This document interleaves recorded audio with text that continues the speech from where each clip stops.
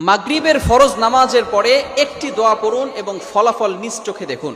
কোনো ব্যক্তি যদি মাগরিবের ফরজ নামাজের পরে এই ছোট্ট দোয়াটা পড়তে পারে, আল্লাহ পাক রব্বুল আলামিন ওই বান্দাকে বিপদ আপদ থেকে হেফাজত করবেন। শুধু তাই নয়, আল্লাহ পাক রব্বুল আলামিন তার উপরে 10টি নেকি আল্লাহ পাক রব্বুল আলামিন তার আমলনামায় দিয়ে দিবেন। আল্লাহ পাক রব্বুল আলামিন তার 10টি গুনাহ মাফ করে দিবেন।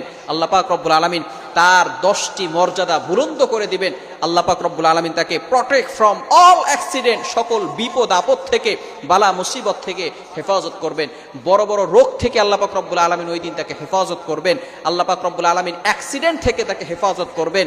আপনাকে যদি ঘরের ভিতরে আগুন লেগে যায়, আগুন লাগা থেকে আল্লাহ পাক রব্বুল আলামিন আপনাকে হেফাজত করবেন, যদি খালি আপনি একটি আমল করতে পারেন। শুধু তাই নয়, আল্লাহ রাসূল সাল্লাল্লাহু আলাইহি ওয়াসাল্লাম বলে দিয়েছেন, সারা রাত ধরে ওই বান্দার জন্য ফেরেশতারা আল্লাহ তাআলার কাছে দোয়া করতে থাকবে।